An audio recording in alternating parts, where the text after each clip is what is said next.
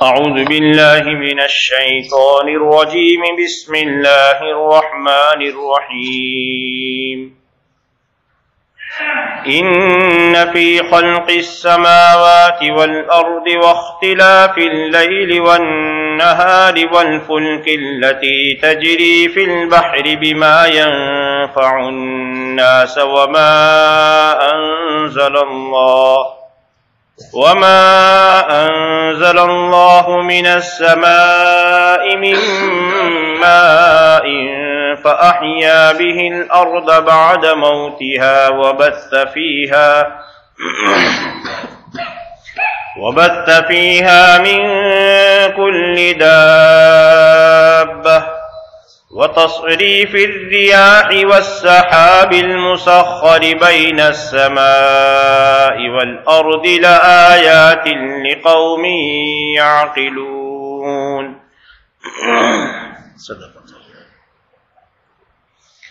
یقیناً آسمانوں اور زمین کے بنانے میں اور رات اور دن کے آنے جانے میں بدلنے میں اور اس کشتی میں جو سمندر میں لوگوں کو فائدہ پہنچانے کی چیزوں کو لے کر کے چلتی ہے، اور اس پانی میں جس کو اللہ تبارک و تعالیٰ نے آسمان سے برسایا، پھر اس اللہ نے اس پانی کے ذریعے سے زمین کو اس کے خشک ہو جانے کے بعد زندہ کر دیا، اور زمین میں ہر طرح کے جانوروں کے پھیلانے میں اور ان ہواؤں کے بدلنے میں اور اس بادل میں جو آسمان اور زمین کے درمیان میں تابع ہیں، عقل رکھنے والے لوگوں کے لیے نشانیاں ہیں. یقیناً آسمانوں اور زمین کے پیدا کرنے میں، رات اور دن کے عدلنے بدلنے میں، اور اس کشتی میں جو سمندر میں لوگوں کو فائدہ پہنچانے والی چیزوں کو لے کر کے چلتی ہیں، اور اس پانی میں جس کو اللہ تبارک و تعالیٰ نے آسمان سے برسایا، پھر اللہ نے اس پانی کے ذریعے سے زمین کو اس کے خشک ہو جانے کے بعد لہلہاتا کر دیا، اور ہر قسم کے چوپایوں کے زمین میں پھیلانے میں اور ہواؤں کے بدلنے میں اور آسمان اور زمین کے درمیان میں تابع ہوئے بادل میں عقل رکھنے والے لوگوں کے لیے بڑی نشانیاں ہیں. قرآن کریم کے نزول کے مقاصد میں بنیادی ایک مقصد اللہ تبارک و تعالیٰ کی توحید کا، اللہ کے ایک ہونے کا تعارف ہے، اور یہ سب سے بنیادی اور سب سے عظیم مقصد ہے. قرآن کریم نے بہت سی آیات میں اللہ کی قدرت کاملہ کو بیان کیا ہے. اپنے رب کی پہچان رب میں غور کر کے نہیں ہو سکتی. رب کی پہچان، الہ العالمین کی پہچان ان کی قدرت کے نمونوں کے ذریعے سے ہوتی ہے. چنانچہ اس آیت میں اللہ تبارک و تعالیٰ نے ایسی چیزوں کو بیان فرمایا ہے کہ جس میں شرک کرنے والے بھی مجبور ہیں کہ ہاں یہ نظام ہمارے اختیار میں نہیں ہے. ان میں پہلی چیز اللہ تبارک و تعالیٰ نے جو بیان فرمائی وہ زمین اور آسمان کا بنانا ہے. کتنی بڑی زمین بنائی، اور یہ زمین جو بنائی ہے ایسا تو نہیں ہے کہ صرف اس میں مٹی ہی کا مادہ ہے، بلکہ اللہ تبارک و تعالیٰ نے زمین کو بنایا، زمین کے اندر الگ الگ چیزوں کو بنایا، اور جن مخلوق کو آنا تھا ان مخلوق کے لیے اللہ تبارک نے روزیوں کو بھی رکھا. وَجَعَلَ فِيهَا أَقْوَاتَهَا، اس کے اندر اللہ تبارک و تعالیٰ نے ہر مخلوق کی روزی رکھی. پھر زمین کو کیسا بنایا؟ اللہ تبارک و تعالیٰ نے اس زمین کو اتنا نرم بھی نہیں بنایا کہ اس کے اندر لوگ اتر جائے، پانی کی طرح، دلدل کی طرح، اور اتنا سخت بھی نہیں بنایا کہ ایک آدمی کو اپنا سر ڈھانکنے کے لیے، جھونپڑا بنانے کے لیے، مکان بنانے کے لیے، اب اس کا فاؤنڈیشن رکھنے کے لیے زمین کھودی ہی نہیں جا رہی ہے، اس کا فاؤنڈیشن رکھنے کے لیے اللہ نے ایسی صلاحیت مٹی میں ہی رکھی ہے کہ وہاں جا کر آدمی رک جاتا ہے کہ اب یہاں تعمیر رکے گی۔ اور اللہ تبارک و تعالیٰ نے کتنی قسم کے پودے اس زمین پہ پیدا ہونے کی اللہ نے صلاحیت رکھی، اور جب سے اللہ نے اس کو بنایا ہے تب سے لے کر آج تک، اور جب تک اللہ تبارک و تعالیٰ نے اس کو اس نظام پر رکھنے کا فیصلہ کیا ہے، یہ اسی طریقے سے زندہ اور مردوں کی تمام ضرورتوں کو پورا کرنے کے لیے اور کشادگی کے اعتبار سے بھی تمام کے لیے کافی، آج تک تنگی نہیں پڑی، سب کے لیے کافی ہے۔ تنگیاں تو ہوتی نہیں ہے، تنگیاں تو کہ خالی لوگ چیختے ہیں، ورنہ حقیقت میں اللہ کی طرف سے نعمتوں کی کوئی کمی نہیں ہے۔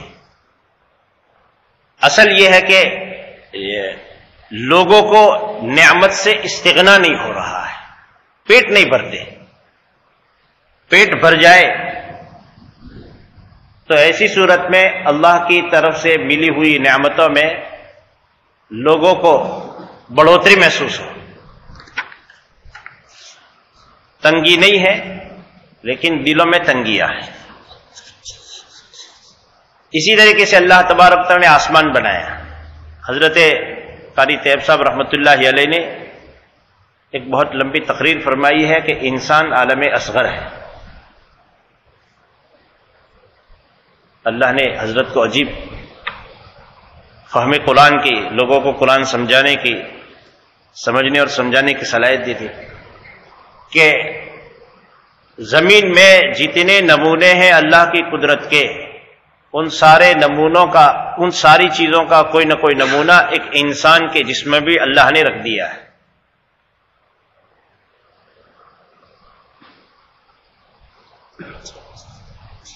زمین میں کتنے نالے بہتے ہیں، اور ان نالوں میں پانی لگاتار چلتا رہتا ہے۔ بعض نالے وہ ہیں کبھی خشک نہیں ہوتے، سال بھر چلتے ہیں۔ ہمارے جسم میں بھی اللہ تبارک و تعالیٰ نے ایسی نلیاں رکھی ہے کہ جن میں خون اور سیال مادے ہر وقت بہتے ہی رہتے ہیں۔ ہم سوتے ہیں لیکن اس میں بہاؤ بند نہیں ہوتا، جس دن بہاؤ بند ہوتا ہے اسی دن انسان کی دنیا سے رخصتی ہوتی ہے۔ دل اپنا کام کر رہا ہے، خون لے رہا ہے، خون چھوڑ رہا ہے، یہ نالوں کے مشابہ ہے۔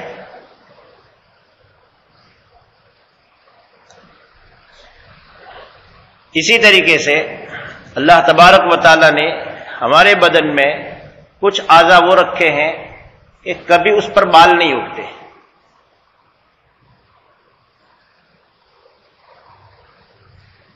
کچھ اعضاء وہ ہیں کہ جن پر بال اگتے ہیں اور بڑھتے ہی جاتے ہیں،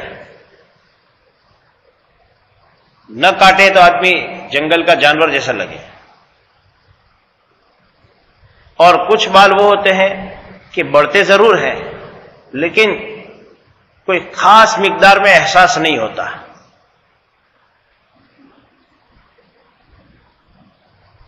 آنکھوں پر، پلکوں پر بال ہوتے ہیں، بھووں پر بال ہوتے ہیں، اور بدن کے ہاتھ وغیرہ پر جو روئیاں نکلتی ہیں ان میں کوئی خاص اتنا بڑھوتری کا احساس نہیں ہوتا، لیکن سر کے بال وہ لوگ جو بڑے بال رکھنے کے عادی نہیں، ہر مہینہ 2 مہینہ پر ان کو بال کٹانے پڑتے ہیں، بڑھتے ہی رہتے ہیں۔ زمین میں بھی ایسے پودے ہیں بڑھتے ہی جاتے ہیں، بعض ایسے پودے ہوتے ہیں کہ بہت کم مقدار میں وہ بڑھتے ہیں۔ اللہ نے اپنی قدرت کا نمونہ رکھا ہے کہ کوئی ہے جو اس نظام کو قابو میں رکھے ہوئے ہیں کہ بدن کا یہ بال بڑھے گا یہ نہیں بڑھے گا۔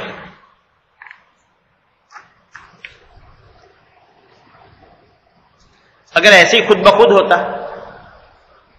جیسے کمیونسٹ لوگ سمجھتے ہیں کہ ساری دنیا آٹومیٹک چلتی ہے، تو پھر آخر کیوں یہ فرق ہو رہا ہے؟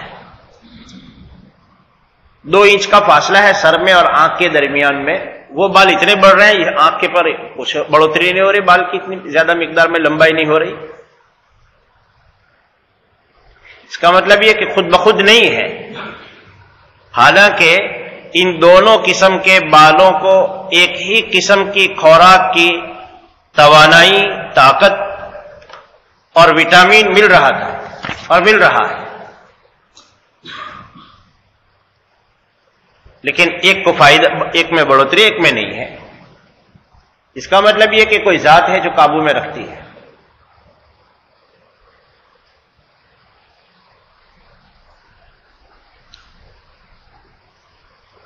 اسی طریقے سے آسمان میں بھی اللہ تبارک و تعالیٰ نے اپنی قدرت کا نمونہ رکھا ہے،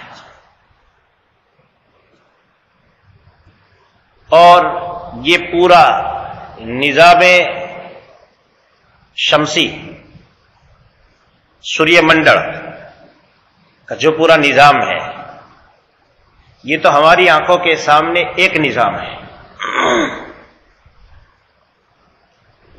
اور سب کا سب ایک مضبوط نظام کے ماتحت میں چل رہا ہے،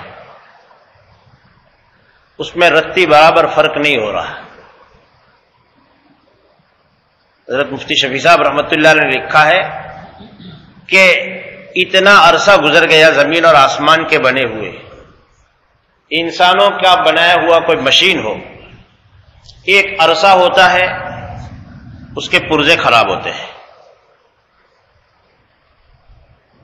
بعض پرزے تبدیل کرنے پڑتے ہیں، اسپیئر پارٹ چینج کرنا پڑے گا،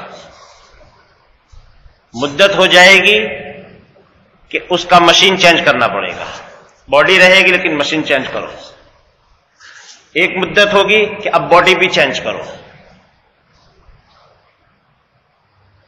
ایک مدت ہوتی ہے کہ اس کو آئل کرو۔ حضرت فرماتے ہیں کہ اتنا عرصہ گزر چکا ہے اور یہ زمین اپنی قدرت کے، اللہ تبارک تعالیٰ کی قدرت کے مطابق ہر قسم کے پودے اور ہر قسم کی دھات اور پیٹرولیم اور پتہ نہیں کیا کیا اس سے نکالا جا رہا ہے، لیکن آج تک اس کا کوئی پرزہ نہ خراب ہوا، نہ کوئی تبدیل کرنے کی ضرورت پیش آئی، نہ کہیں آئل کرنے کی ضرورت پیش ہوئی، نہ کہیں گریس لگانے کی ضرورت ہوئی، اور سب کا سب پہلے دن کی طرح آج بھی اور آج کی طرح آئندہ کل بھی، جب تک اللہ کا امر رہے گا کام کرتا رہے گا۔ مدت ہو گئی، اس کے کلر میں فرق نہیں، زمین کے جس ٹکڑے کو اللہ تبارک و تعالیٰ نے سرخ کلر دیا ہے، سورج اپنی تپش شروع سے لے کر آج تک کر رہا ہے لیکن اس کی سرخی میں فرق نہیں۔ جس ٹکڑے کو اللہ تبارک و تعالیٰ نے کالا کلر دے دیا ہے مٹی کو، اس کے اس کالے رنگ میں ہلکا سا کلر اڑنے کا نام بھی نہیں۔ نظام ہے اللہ تبارک و تعالیٰ کا، اسی لیے ہے کہ یہ اللہ کی قدرت کا نمونہ ہے، ان میں غور کرو۔ اللہ کی قدرت میں غور کرنے سے اور اللہ کی قدرت کے اور ان کے بنائی ہوئی چیزوں میں غور کرنے سے اللہ کی بڑائی دل میں پیدا ہوتی ہے۔ اسی طریقے سے تیسری چیز اللہ تبارک تعالیٰ نے بیان فرمائی کہ رات اور دن ایک دوسرے کے پیچھے آتے جاتے ہیں۔ کہیں تو اللہ تبارک تعالیٰ نے فرمایا یکبر اللیل علی النہار ویکبر النہار علی اللیل، رات پر دن کی چادر کو اور دن پر رات کی چادر کو اڑا دیتے ہیں۔ یغشی اللیل النہار یطلبہ حثیثا، ہر ایک دوسرے کے پیچھے ریس میں لگے ہوئے ہیں، طلب کرتے ہوئے، اور اللہ تبارک تعالیٰ رات پر دن کو، دن پر رات کو اڑا دیتے ہیں۔ ہمیں احساس نہیں ہو رہا ہے، ہم سمجھتے ضرور ہے کہ ہاں رات لمبی ہو گئی، دن چھوٹا ہو گیا، دن لمبا ہو گیا، رات چھوٹی ہو گئی، لیکن کہیں ہمیں احساس نہیں ہو رہا ہے کہ یہ بیچ میں 2-4 منٹ نہ رات نہ دن،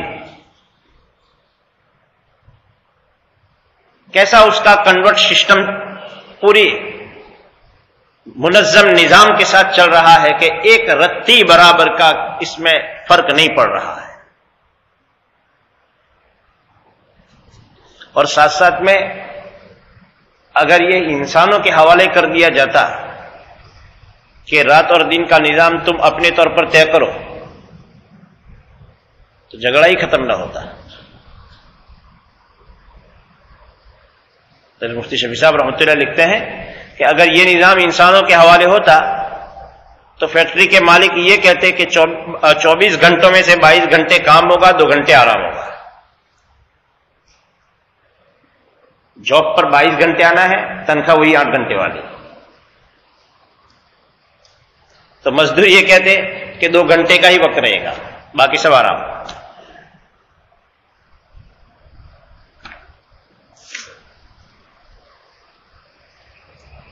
اور کورٹ میں کیس لے جانا پڑتا ہے تو کورٹ میں بھی وہی جھگڑا ہوتا ہے۔ ججز کہتے اتنے وقت کام ہوگا نا، سرکار کہتے اتنے وقت میں کام کرنا ہوگا۔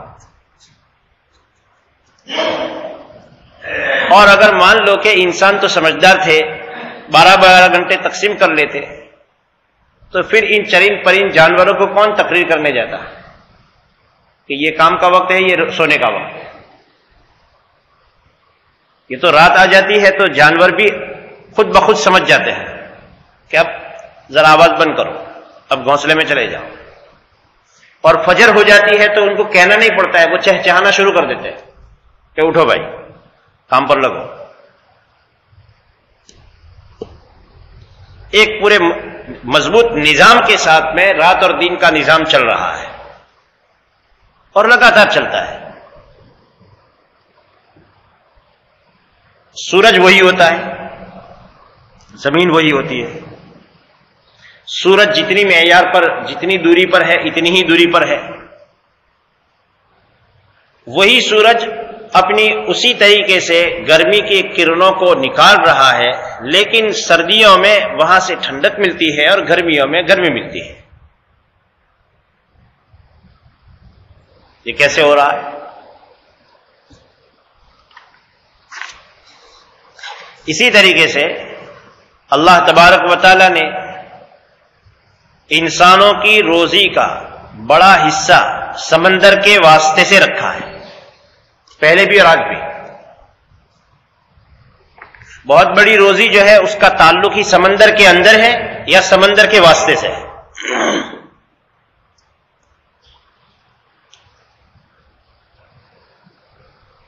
ایک ملک سے دوسرے ملک کے لیے انسانوں کی ضرورت کے سامان سمندری راستے سے پہنچائے جاتے ہیں۔ اس سمندر پر ٹنوں میں نہیں بلکہ ملینوں میں وزن اٹھا کر کے پورا گاؤں چلتا ہو نا، تو پورے گاؤں کا جتنا بڑا وزن ہو اس سے بڑھ کر کے وزن اٹھا کر کے کشتیاں چلتی ہیں۔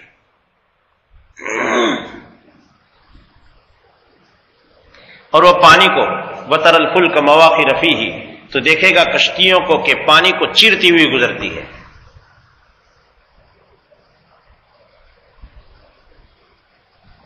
اور یہ مضبوطی کے ساتھ چلتی ہیں۔ اور آج کل تو دنیا کو بربادی پر ڈالنے کے لیے طرح طرح کے جو ہتھیار بنے ہیں، ان ہتھیاروں کو ایک ملک سے دوسرے ملک منتقل کرنے کے لیے جن جہازوں پر لادا جاتا ہے، وہ جہاز گاؤں سے بھی بڑے ہوتے ہیں، کیونکہ ان پر رن وے ہوتے ہیں۔ اسی جہاز میں کشتی جہاز میں ہوائی جہاز اترتے ہیں یا چڑھتے ہیں کسی ملک پر حملہ کرنے کے لیے، اور رن وے ہے، اور یہ سب کا سب ہو رہا ہے۔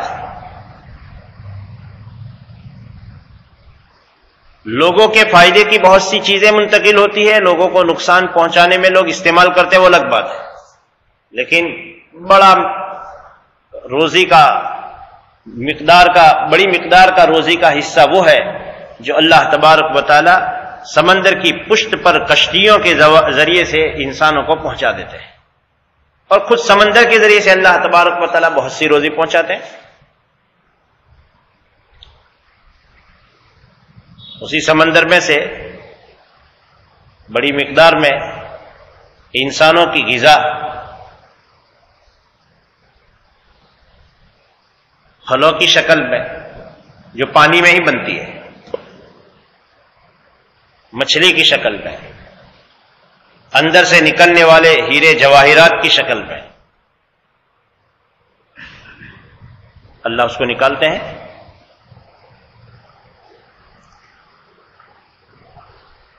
یہ کشتی نہ سمندر کے اندر چلی جاتی ہے کہ انسانوں کا سارا سامان ضائع ہو جائے، ایک آدھ کا کبھی حادثہ ہو جاتا ہے الگ بات ہے، لیکن عموماً اتنے بڑے موجے اٹھتے ہیں کہ وہ ایک پوری بلڈنگ سے بڑھ کر کے، لیکن اس میں بھی وہ کشتی چل رہی ہے۔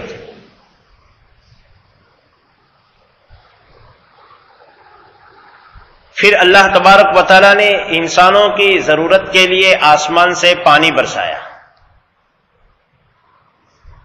اور ہر سال بارش برستی ہے، اور اللہ کا طے شدہ ایک نظام ہے، اس نظام کے ماتحت میں ہر سال بارش جہاں جتنی ضرورت کی ہے اللہ جانتے ہیں، پہنچاتے ہیں۔ اور پھر زمین خشک ہو جانے کے بعد اللہ تبارک تعالیٰ اس کو اس پانی کے ذریعے سے تر و تازہ کر دیتے ہیں۔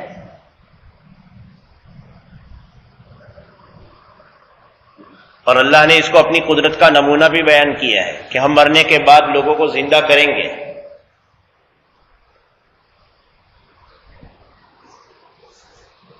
کہ دیکھو زمین کیسی مردہ پڑی تھی، پھر ہم نے اس کو زندہ کر دیا، اسی طریقے سے ہم مردوں کو زندہ کریں گے۔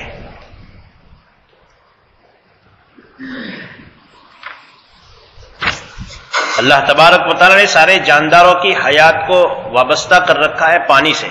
وَجَعَلْنَا مِنَ الْمَاءِ كُلَّ شَيْءٍ حَيٍّ، ہم نے ہر جاندار کو وَجَعَلْنَا مِنَ الْمَاءِ، پانی سے ہم نے ہر جاندار کو زندہ کیا ہے۔ افلا یؤمنون، کیا بھلا لوگ یقین نہیں رکھتے؟ وَبَثَّ فِيهَا مِن كُلِّ دَابَّةٍ، اور زمین میں اللہ تبارک و تعالیٰ نے کتنے طرح کے کیڑے مکوڑے جانور سب کو پھیلا رکھا ہے، اور کوئی چیز نکمی نہیں ہے، حتیٰ کہ سانپ بچھو میں بھی اور زہریلے جانوروں میں بھی اللہ تبارک و تعالیٰ نے انسانوں کے بہت سے فائدے رکھے ہیں۔ چاہے کہیں دوا کی شکل صورت میں، چاہے کبھی ایک زہریلا جانور دوسرے زہریلے جانور کو جو اس سے زیادہ نقصان دینے والا تھا اس کو ختم کرنے کے لیے اس پر مسلط کر کے، کبھی اس کے مرنے کے بعد اس کے ہڈیوں کے ذریعے سے، اس کے گوشت سے، اس کے چمڑے سے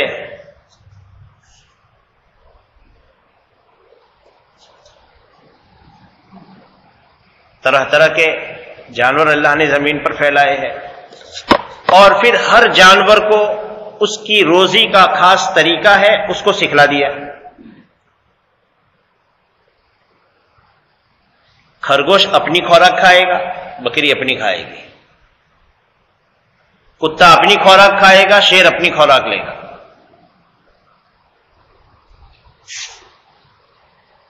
اور چلتا رہے گا کام۔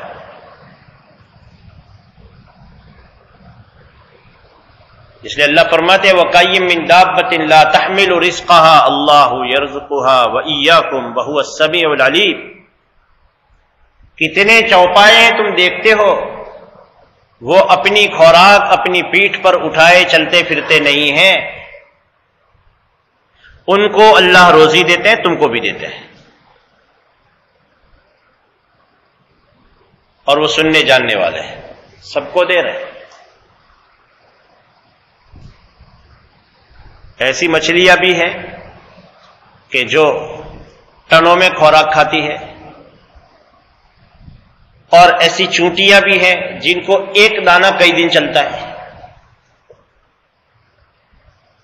اور سبھی کو اللہ روزی دیتے ہیں، اور جس کی جس حیثیت کی چیز ہے روزی کی، اس کو اسی حیثیت سے اس کے پاس وہ پہنچ رہی ہے۔ عجیب اللہ تبارک تعالیٰ کا نظام ہے۔ ایک بزرگ کے پاس ان کے مرید آئے اور کہا حضرت میں حلال روزگار کے لیے، روزی کمانے کے لیے کہیں جاتا ہوں، دعا کرنا۔ تو حضرت نے رخصت کیا، چند دنوں کے بعد واپس آئے تو پوچھا بھائی کیوں بہت جلدی واپس آ گئے؟ کہا اصل راستے میں ایک معاملہ ہوا تو میں تو وہیں سے واپس آ گیا۔ میں نے دیکھا کہ ایک درخت پر گھونسلہ جیسا کچھ نظر نہیں آتا ہے، لیکن ایک چڑیا بار بار جا رہی ہے، کہیں جاتی ہے واپس آتی ہے، جاتی ہے واپس آتی ہے۔ مجھے بہت حیرانی ہوئی، میں نے اوپر چڑھ کر کے دیکھا تو ایک سانپ وہاں لپٹا پڑا ہے۔ وہ چڑیا آتی ہے تو وہ منہ کھولتا ہے، اس کو منہ میں وہ کیڑے مکوڑے ڈالتی ہے چڑیا، پھر وہ منہ میں ڈالتی ہے تو وہ منہ بند کرتا ہے، واپس لے کر آتی ہے، اپنی خاص آواز نکالتی ہے، واپس وہ منہ کھولتا ہے، پھر وہ کیڑے ڈالتا ہے۔ تو پھر کیا ہوا کہ مجھے ہوا کہ جب اس سانپ کو بھی اللہ تبارک و تعالی روزی پہنچا رہے ہیں اور ایک چڑیا کو لگا دیا ہے، ہر ایک کی قسمت اس کو مل جائے گی، مجھے بھی ملے گی۔ تو شیخ نے کہا بھائی تم نے سانپ بننا کیوں پسند کیا، چڑیا بننا پسند کرتے؟ روزی تو دونوں کو مل رہی ہے، لیکن ایک اپنا بھی کر رہا ہے، دوسرا بھی کا بھی کر رہا ہے، اور سانپ اس کو دوسرے پہنچا رہے ہیں۔ اللہ تبارک تعالیٰ نے ہر ایک کے لیے روزی کا انتظام کیا ہے، وہ پہنچ رہی ہے۔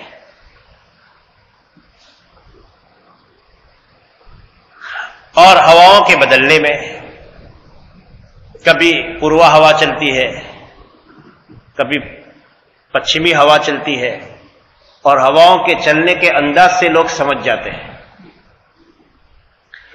اور آج کے تو محکمہ موسمیات پریاورن کے اور آب و ہوا کے جو اوزار تیار کیے گئے ہیں، وہ ان ہواؤں کے ذریعے سے پہلے سے بتایا جاتا ہے کہ سمندر میں فلاں سمت سے اتنی دوری پر اتنی مسافت سے یہ ہوائی طوفان چلتا ہے، اور وہ کھمبات کے اخات میں اتنے گھنٹے پر پہنچے گا، اور بنگال کی کھاڑی میں اس وقت پہنچے گا، اور اس ایریا سے گزرے گا۔ یہ کس سے پتا چلتا ہے؟ ہواؤں کے اندر اللہ تبارک و تعالیٰ نے وہ سارا نظام رکھا ہے، اور اللہ نے انسان کو عقل دی ہے کہ اس سے اندازہ لگاتے ہیں۔ ان ہواؤں میں بھی بہت سی چیزیں ہیں، بہت سی نعمتیں ہیں۔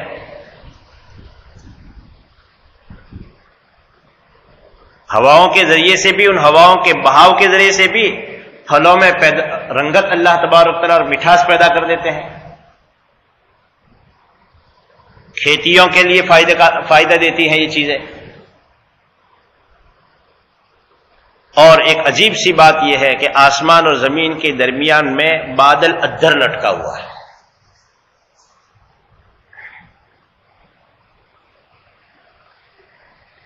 اور پھر وہ اللہ کا امر ہوتا ہے تو خاص جگہ کی جانب چلنا شروع کر دیتا ہے۔ اور جب اللہ کا امر ہوتا ہے تو جس جگہ سے چلا تھا اس وقت بھی اور جہاں پہنچ رہا ہے وہاں پہنچتے وقت بھی اس کے اندر رتی برابر کا فرق نہیں تھا، لیکن پہلے جگہ پر ایک قطرہ پانی نہیں، دوسری جگہ پر سیلابی شکل.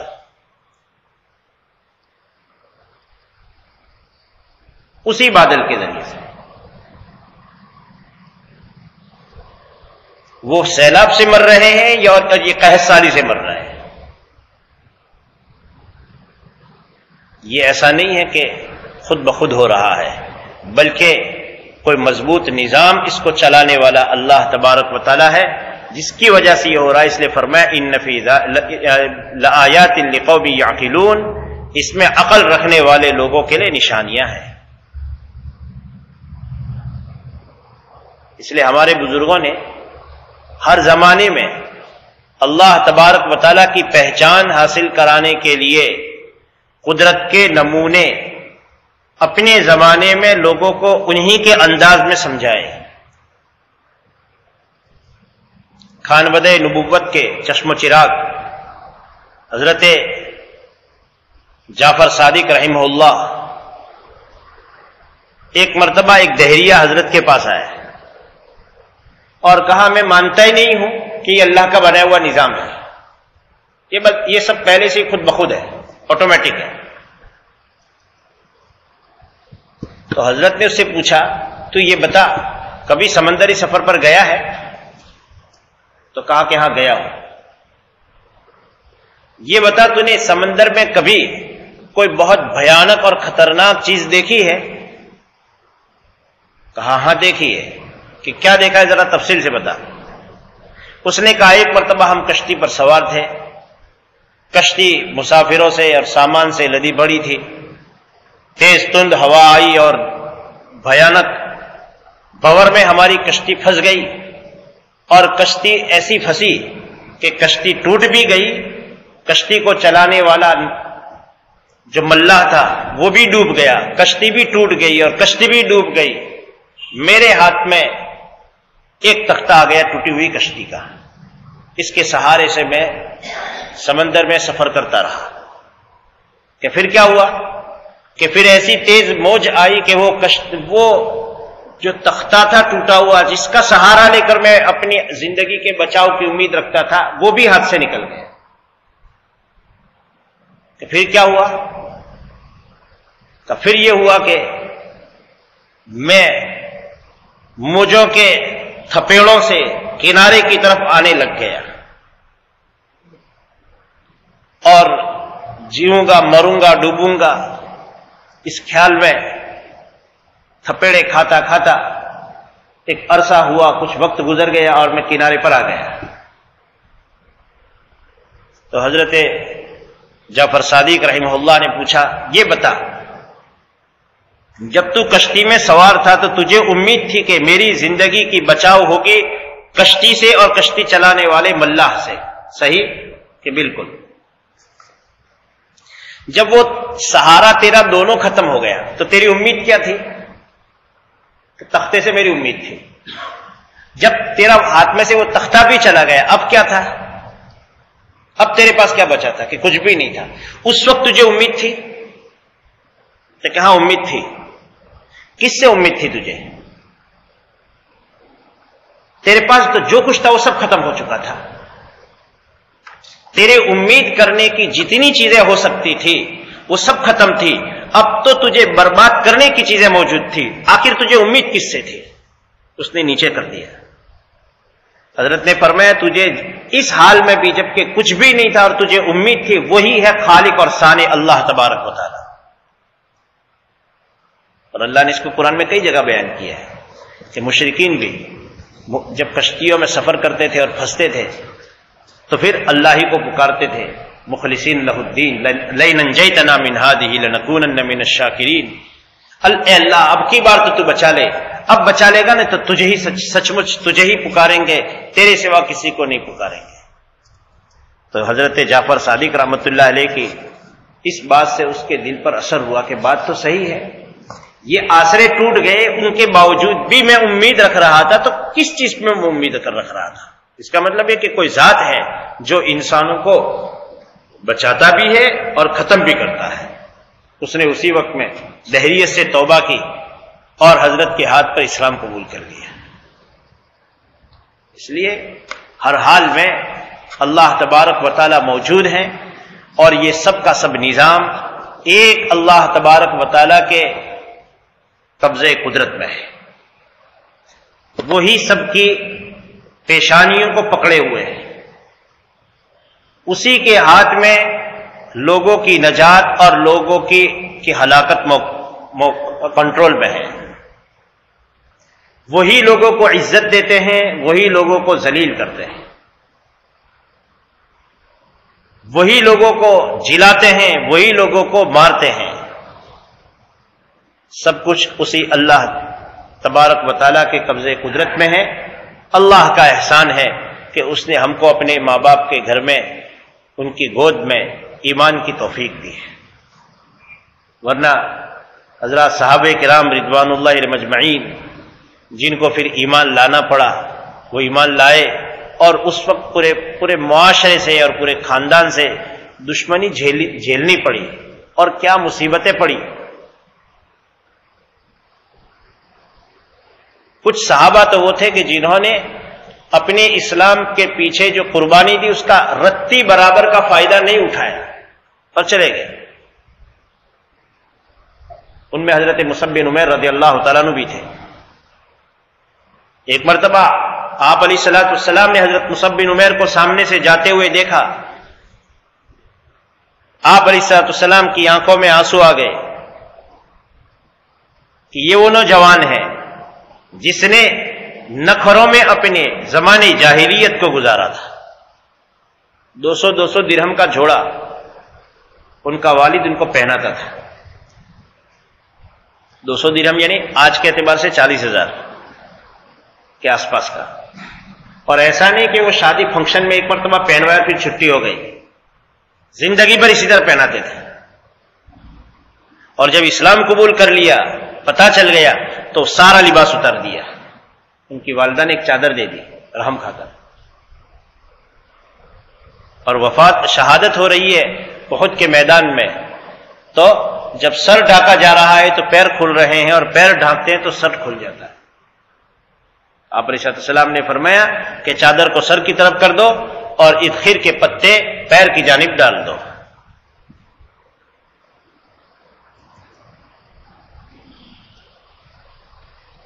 تو سب اللہ تبارک و تعالی نے ہمارے لیے اہل ایمان گھرانے میں پیدائش کو مقدر فرما کر کے ہمارے لیے آسان کر دیا، ورنہ آج بھی جو لوگ اسلام قبول کرتے ہیں آج بھی ان کو مشقتوں سے گزرنا پڑتا ہے۔ ایک آدمی اللہ نے انسان کو بنایا ہی ہے ایسا کہ وہ ساماجک جیون لے کر آتا ہے، اکیلا کچھ نہیں ہے وہ۔ اب وہ بیوی بچے اگر مسلمان ہو گئے اور وہ خود مسلمان ہو گیا تو ٹھیک ہے بھائی، ایک گھر آیا ہے، لیکن اب آئندہ کے سارے مراحل ان بچوں کو رشتہ دینے میں، بچیوں کو رشتہ دینے میں، اور ایک دوسرے کی خاندانی ضرورت پیش آنے میں اتنا آسان نہیں ہے، کیونکہ آج کل تو بھائی یہ حال ہے کہ گھر میں ماں باپ کو لوگ اچھی طرح رکھنے کے لیے تیار نہیں ہیں۔ تو پھر حضرت مولانا عمر صاحب رحمۃ اللہ علیہ فرمایا کرتے تھے کہ لوگ دعا کرتے ہیں کہ اللہ اسلام کو عام فرما دے، تو حضرت فرماتے تھے بھائی گھر میں ماں کو رکھنے کی ہمت نہیں ہے، اور کوئی بادشاہ کا بیٹا کفر چھوڑ کر کے اسلام میں آئے گا، اب وہ اتنے سارے نخروں میں پل کر کے آیا ہے، اور تجھے کہہ کہ بھائی اسلام تو اپنے لیے لے آیا ہے، محنت کر۔ صحیح بات ہے، وہ اپنے لیے اسلام لایا ہے، لیکن انصار نے بھی تو کچھ کیا تھا۔ انصار مہاجرین کا ایسا تھوڑے کہہ رہے تھے کہ تم اپنے لیے اسلام لائے ہو، جاؤ اپنا کام کرو، کوئی اخلاق بھی ہے۔ حقیقت میں آج بھی بہت مشکل بات ہے مذہب تبدیل کر کے مذہب حق پر آنا۔ پھر بھی اس کے حق ہونے کی نشانی یہ ہے کہ آج بھی دنیا کا ریسرچ یہ ہے کہ اس وقت بھی سب سے زیادہ اگر تانا کسی مذہب کو دیا جاتا ہے تو اسلام کو ہے۔ اس وقت ظاہری طور پر اگر ذلتی کو جھیلا جا رہا، ذلتی کو کوئی جھیل رہے ہو تو اہل اسلام ہے، لیکن پھر بھی اس وقت سب سے زیادہ اگر پھیلتا ہے مذہب تو اسلام ہے۔ یہ رب کریم کے برحق ہونے کی نشانی ہے، اور ان کے اتارے ہوئے اس مذہب کے اور ان کے اتارے ہوئے اس کلام پاک کے سچا ہونے کی نشانی ہے کہ اتنی ساری پریشانیوں کے باوجود بھی اسی کو لوگ زیادہ قبول کرتے ہیں۔ آج کے اخبار میں بھی ہے کہ سب سے زیادہ پوری دنیا میں اگر کوئی مذہب لوگ قبول کرتے ہو تو مذہب اسلام ہے، اور حقیقی بات ہے۔ اس لیے ہمیں اپنے مذہب کی قدر کرنی چاہیے، اسلامیات کی قدر کرنی چاہیے، ہمیں اپنے احکام کی قدر کرنی چاہیے، نبی کریم علیہ السلام کی سنتوں کی قدر کرنی چاہیے۔ وَإِن تَتَوَلَّوْا يَسْتَبْدِلْ قَوْمًا غَيْرَكُمْ ثُمَّ لَا يَكُونُوا أَمْثَالَكُمْ، اگر تم اللہ کے دین کا صحیح کام نہیں کرو گے تو اللہ دوسروں کو لے آئے گا۔ اس لیے ہمارے بزرگوں کی خدمت میں جب یوں بتایا جاتا تھا کہ فلاں نے اسلام قبول کیا تو بہت روتے تھے کہ بھئی وہ آیا، اس سے ہمیں تکلیف نہیں ہے، لیکن کہیں ایسا تو نہیں ہو رہا ہے کہ ہماری ناقدری کی وجہ سے ہماری جگہ پر اوروں کو لایا جا رہا ہے۔ اللہ ہماری حفاظت کرے۔ یا ارحم الراحمین، یا اکرم الاکرمین، یا راحم المساکین، یا ذی القوۃ المتین، الہکم الہ واحد لا الہ الا هو الرحمن الرحیم۔ اللهم لك الحمد كما تقول وخيرا مما نقول، اللهم صل على سيدنا مولانا محمد وبارك وسلم، اهدنا الصراط المستقيم صراط الذين أنعمت عليهم غير المغضوب عليهم ولا الضالين، ربنا لا تزغ قلوبنا بعد إذ هديتنا وهب لنا من لدنك رحمة إنك أنت الوهاب، ربنا إنك جامع الناس ليوم لا ريب فيه إن الله لا يخلف الميعاد، ربنا إننا سمعنا منادي ينادي للإيمان أن آمنوا بربكم فآمنا، ربنا فاغفر لنا ذنوبنا وكفر عنا سيئاتنا وتوفنا مع الأبرار، ربنا وآتنا ما وعدتنا على رسلك ولا تخزنا يوم القيامة إنك لا تخلف الميعاد، اللهم اشرح صدورنا للإسلام، اللهم حبب إلينا الإيمان وزينه في قلوبنا وكره إلينا الكفر والفسوق والعصيان واجعلنا من الراشدين، اللهم اجعلنا من عبادك المنتخبين الغر المحجلين الوفد المتقبلين، اللهم اجعلنا من عبادك الصابرين الصادقين القانتين المنفقين المستغفرين بالأسحار، يا أرحم الراحمين، يا أكرم الأكرمين، رب اجعلني مقيم الصلاة ومن ذريتي ربنا وتقبل دعاء، ربنا اغفر لي ولوالدي وللمؤمنين يوم يقوم الحساب، رب ارحمهما كما ربياني صغيرا، ربنا هب لنا من أزواجنا وذرياتنا قرة أعين واجعلنا للمتقين إماما، ربنا اصرف عنا عذاب جهنم إن عذابها كان غراما إنها ساءت مستقرا ومقاما، اللهم أحسن عاقبتنا في الأمور كلها، اللهم أحسن عاقبتنا في الأمور كلها وأجرنا من خزي الدنيا وعذاب الآخرة۔ الہ العالمین، ہمارے تمام امور کے انجام کو بہتر بنا دیجیے اور ہمیں عذاب سے بچا لیجیے، ذلتی کے عذاب سے بچا لیجیے، دنیا اور آخرت کی ذلتی سے بچا لیجیے۔ الہ العالمین، اسلام کو غلبہ عطا فرما دیجیے، ہمارے دلوں میں اسلام کی محبت کو مضبوط فرما دیجیے۔ مولا کریم، آپ کے کلام پاک کی اور آپ کے حبیب صلی اللہ علیہ وسلم کی سنتوں کی سچی محبت ہم سب کو عطا فرما دیجیے۔ الہ العالمین، ہماری نسلوں کو ایمان پر ثابت قدم فرما دیجیے، ہماری نسلوں کو حفاظت فرما دیجیے، اپنے دین کی خدمت کے لیے ہم سب کو قبول فرما لیجیے۔ الہ العالمین، اپنے دین کی خدمت کے لیے ہم سب کو قبول فرما لیجیے، زندگی کی آخری گھڑی تک، آخری وقت تک اپنے دین کی اشاعت کے لیے ہم سب کو اخلاص کے ساتھ قبول فرما لیجیے۔ الہ العالمین، اخلاص کے ساتھ قبول فرما لیجیے۔ مولا، ہم غریبوں کا کام ہو جائے گا، مولا کریم ہمیں اپنے دین کی خدمت کے لیے قبول فرما لیجیے۔ الہ العالمین، اپنے دین کی آبادی میں ہماری تمام صلاحیتوں کو ہم کو لگانے کی توفیق عطا فرما دیجیے۔ الہ العالمین، ہمارے ملک کی حفاظت فرما دیجیے، اس ملک میں بسنے والے تمام اہل اسلام کی، ان کی نسلوں کی ایمان کے ساتھ میں اور ہماری اسلامی تہذیب کے ساتھ میں ہماری پوری حفاظت مقدر فرما دیجیے۔ ہمارے تمام مسلمانوں کے حلال روزگار کی حفاظت فرما دیجیے، تمام مساجد کی، تمام مقابر کی، تمام اوقاف جائیداد کی پوری حفاظت فرما دیجیے۔ مولا کریم، ہمارے اوقاف جائیداد کی حفاظت کا ہمیں فکر نصیب فرما دیجیے۔ الہ العالمین، شعائر اسلام کی حفاظت فرما دیجیے، ہمیں اپنے شعائر اسلام کی حفاظت کے لیے لگا دیجیے۔ الہ العالمین، ناموس رسالت کی حفاظت میں ہمیں زندگی لگانے کی توفیق عطا فرما دیجیے، ختم نبوت کی حفاظت کے لیے ہمیں اپنی جان لگانے کی توفیق عطا فرما دیجیے۔ الہ العالمین، تمام اہل اسلام کی حفاظت فرما دیجیے، مسجد اقصیٰ کی رہائی کی شکلیں اور صورتیں پیدا فرما دیجیے۔ الہ العالمین اہل غزہ کی مدد فرما دیجیے، اہل غزہ کی مدد فرما دیجیے، مولا کریم ان کی کاوشوں میں کامیابی کو مقدر فرما دیجیے۔ الہ العالمین ہر طرف سے آپ ان کی حفاظت میں، ان کو اپنی حفاظت میں رکھ لیجیے۔ مولا کریم ان دشمنوں کے ہتھیاروں کو ناکام فرما دیجیے، ان کے ہتھیاروں کو انہی پر چلا دیجیے۔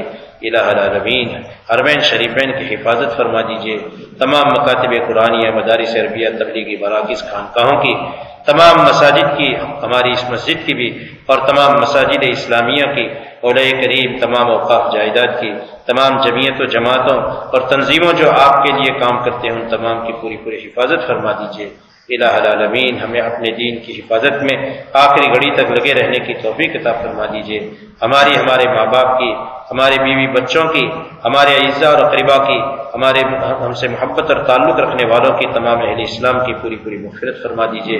جنہوں نے ہمیں دعا کے لیے کہا ہے، لکھا ہے، متوقع ہیں، جن کا ہم پر ایمانی، علمی، جانی مالی کسی طرح کا احسان ہے، الہ العالمین ان کی تمام دنیاوی جائز تمناؤں کو، اخری ضرورتوں کو پورا فرما دیجیے۔ وصلی اللہ علی نبی محمد وآلہ وصحبہ۔